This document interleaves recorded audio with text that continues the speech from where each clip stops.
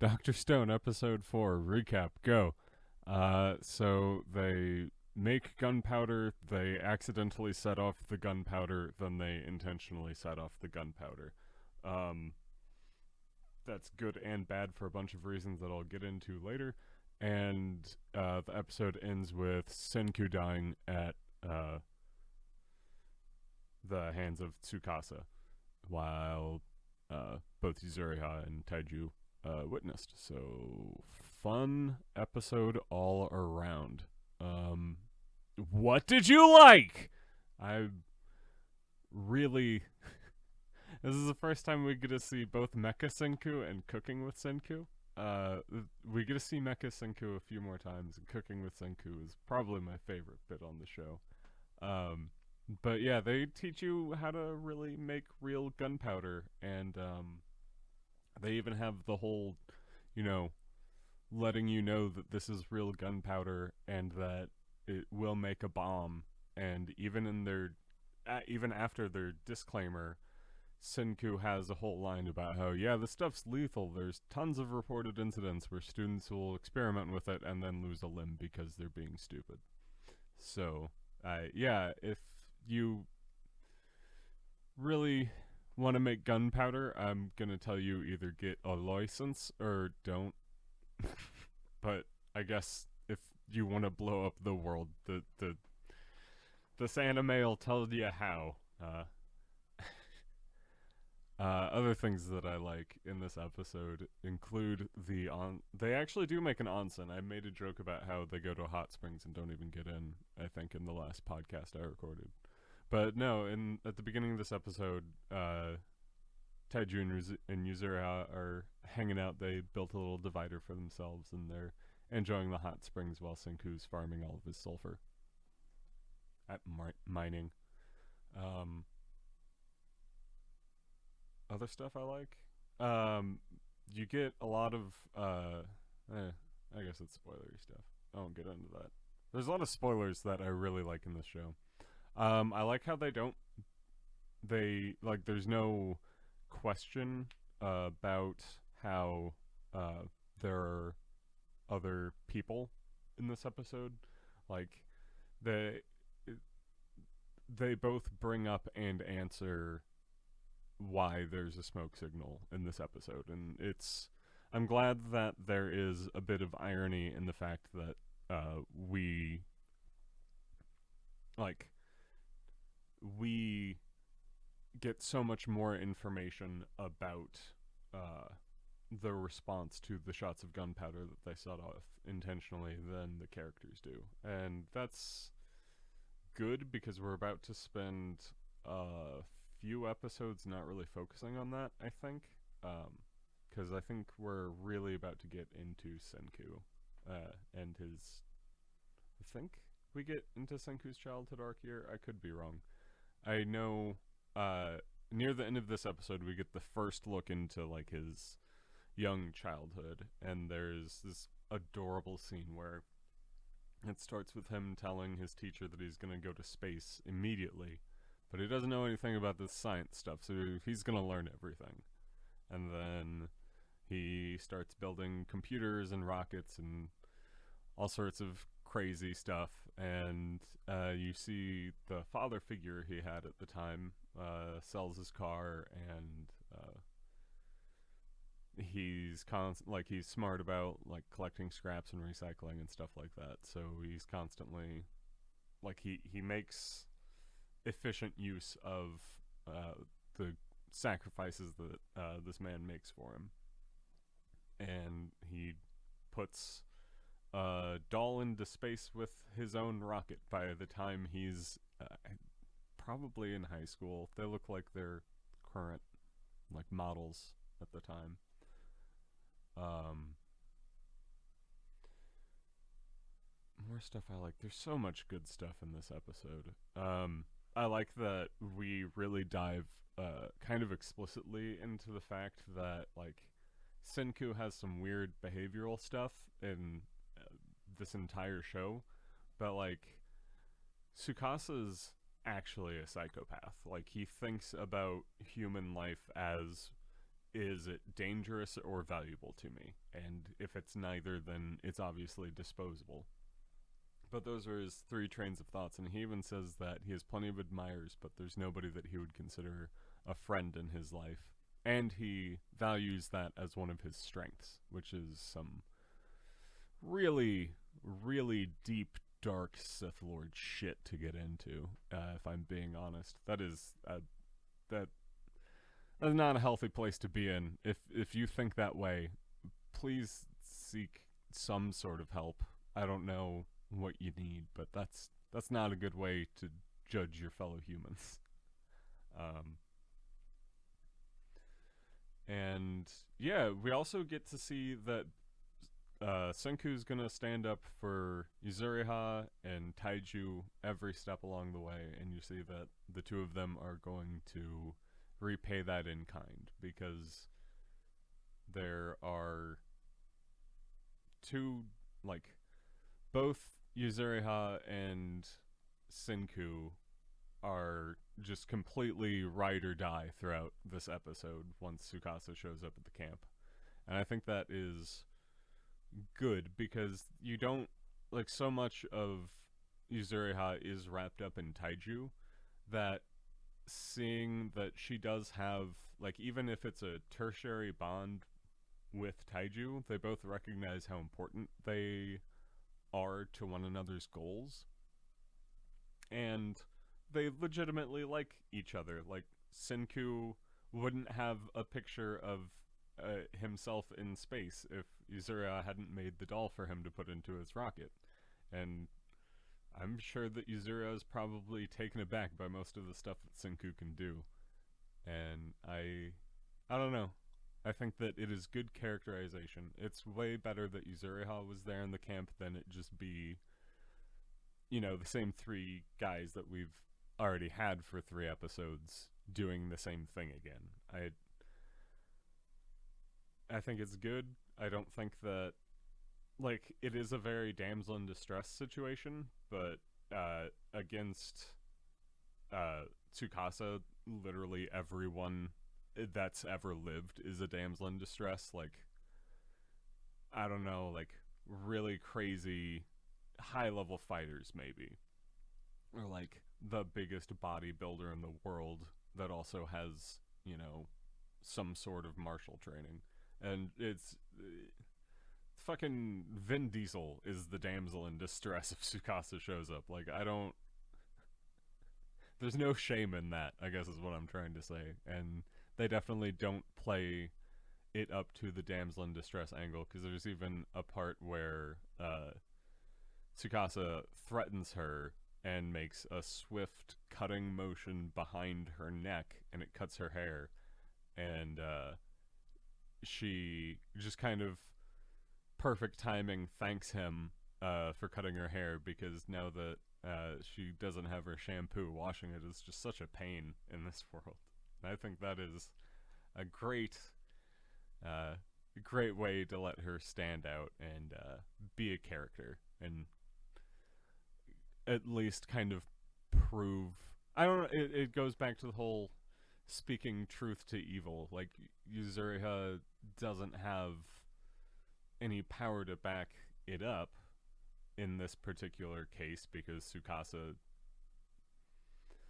it caught the group more or less by surprise, and like, it was an accident that he found them so quickly.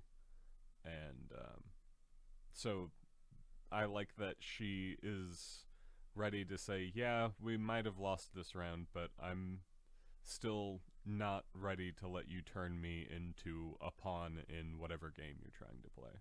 And so kudos to the writing. I think that's most of what I liked in this episode. There's a lot of good stuff to be said. But let's move on to what did I not like? I'm kind of drawing a blank. I don't think there's anything I don't like in this episode. All the artwork's good. They teach you how to make something fun.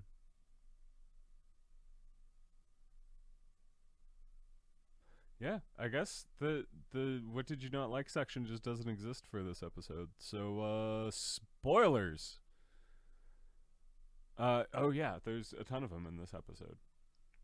So yeah, if you for whatever reason are absorbing this story through my episode recaps, this is gonna be an episode to click away from early. Also, you're doing anime wrong. um, uh, so we get the first introduction of the village people, and I this reveal was so crazy to me the first time I saw it because the woman that sets the signal fires to respond to the gunpowder shots that they set off is part of a she shows up. She's got blonde hair, blue eyes, and she's wearing a bunch of like tribal but still dyed clothing and like some sort of like woven painted shield or wooden painted shield, but like clearly from a civilization. She's not stranded alone out here. And that's all of that's evident in the episode. Like she's not Japanese, she's not a loner. Like she's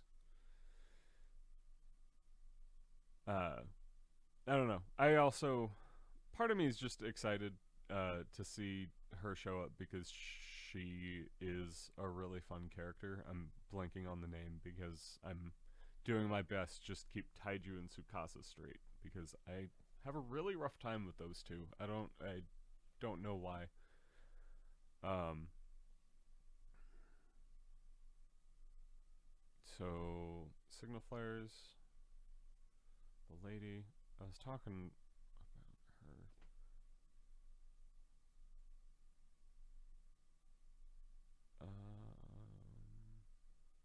Oh, right. The other big thing. I knew there was two. Yeah, the other big spoiler is definitely the fact that Senku's not dead. So he is dead. This is the death of Senku, but he gets brought back in like two episodes. Because one of the things I really like is the neck clickety clacking. Like he's been stretching his neck, and you've been hearing this like cracking sound a lot once they've been in the stone world, but they don't. He doesn't do it at all in the normal world, and that's setting up the fact that he has still a bit of stone on the back of his neck. So if he gets attacked there, yeah, he'll die instantly, but he knows that if they hit him with some of that sweet revival fluid, then it will knit back any of the damage that's done as it melts the stone away. And so he does get brought back to life, but Senku's dead for like an episode and a half, something like that. But yeah, such a good setup because he doesn't. I love that he doesn't do the neck cracking in any of the backgrounds, and that is something that if you're just binge watching, it's pretty hard to catch. Just if you're going episode to episode, but I would imagine that week by week it would actually be fairly easy to keep up and like to pick up on that particular trait as only happening in the more recent episodes, especially in this one because he cracks his neck in like every scene he's in once Tsukasa shows up. And I know that they even say that he does it a little extra in this episode to point out what he's doing. And that's also really good writing later on because they get to not only give you the clue you need to figure out what's going on, but then later they get to point out that clue and smack you across the wrist if you I weren't paying close enough attention and that's something that you're looking for. Or if it's something that you don't look for, then the show gets to blow its own trumpet for a whole like 2 seconds, and that is fine. That is good and reasonable, and people should be allowed to be excited for clever writing points that they've made. And that is definitely a clever writing point. When it comes to Deus Ex Machinas and bringing a character back to life in an anime, I've seen a lot worse. I've seen so much worse. Um, but I think from spoilers, it is time to go to my recap. Um, I don't know. I guess we can default back to things. Something that I didn't like was that Yuzuriha's in this episode, which means her earmuffs are in this episode. And she actually, I think she takes them off. I should go back and check before I record the next episode. I think she might take them off when she gets into the onsen. And so that means they're not like surgically attached or some like weird antlers about to grow out of her head. Which means someone needs to find out what these things are made out of and make their spears or shields or whatever have you out of this material, and they will be just unstoppable. Just completely unstoppable. I don't know. Those earmuffs, man, they really drive me crazy. Big takeaway from the episodes. Killing someone because of a personality trait that they have that you don't like is bad. Yeah, I think that's the main takeaway, is don't hurt people just because you personally don't like them. It's good advice for everyone to take. Just because you think someone's a little bit scary because they can do something or they know something, then it's probably better to have a chat with them than threaten or take their lives or, you know, any act of violence or whatever. And if that person is unwilling to talk to you, then that you gotta let them be the psychopath. You gotta always not get to the point where you can never be the first person to throw a punch in a fight just because someone looks at you funny. That's not a good way to live your life. And I don't know. I guess I'll circle back to one more thing that I like. This episode's so good. When Tsukasa first shows up at the camp, Senku literally treats him like a 5-year-old. And I think that's hilarious. Let me guess what you're thinking. Oh, if big scary science Senku gets his gunpowder, I won't be the strongest thing in the world anymore. And then he literally turns around, looks the dude dead in the eyes and goes, "Man, Tsukasa, you look like you're about to throw a tantrum." And that's just a fantastic way to deal with someone when you're ready to talk and they're literally meeting you with violence. Like, it's a good way to... talking down to someone while they're getting riled is a good way to keep them angry, but to keep anything from actually happening. So one of my go-tos for defusing a fight, and I've used this in person just because you have to these days, but if someone's like really giving you some side-eye, or they're mad because you were smoking a cigarette next to their van, I'm not talking from personal experience, dude, that guy was crazy, but people, if they really like are starting to get up in your face and shout at you, and you've been calm and you don't really know what's going on, you just tell them like, "Hey man, calm down. You're being silly. You're being a silly goose right now." And every single time I've ever said that to a wild drunk man or methed out guy, they always, I don't know. I don't know if it's me actually speaking reason to them, or if it's when I straighten up and they realize that they have to look up to see me in the eye, or what. But it's a good tension diffuser from what I've found. So I'm not going to say that calling someone a silly goose is going to keep you from getting mugged or like protect you from knife violence. But if it's really something minor and it's something that you really don't understand what's going on, and someone's, you know, getting in your face of like, how dare you be in this place for this reason? It's like, okay, I'll leave. And then if that's for whatever reason not good enough for some people, uh you just, as you're leaving, you just kind of wave goodbye, tell them, especially, so in my case, I had an extra little bit that I could say, which was, I called the guy a silly goose, and as I started walking away, and he tried to shout something at my back, something like, if he ever sees me again, it's fight on sight, something like that. And I just turned around and I was like, hey man, just don't drive angry. That's a good way to get in a car wreck. But yeah, I don't know.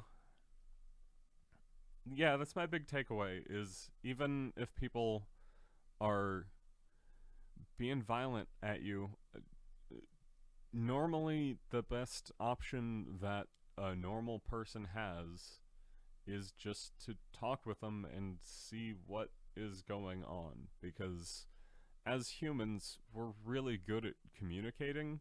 A lot of people would argue that we're really too good at communicating these days, and I don't know. I think that handling someone like Senku and being a little bit of a dickhead from time to time is a lot better than at your heart being evil. So, yeah. I don't know how long this takeaway section is going to be, but mean, bad, nice, good.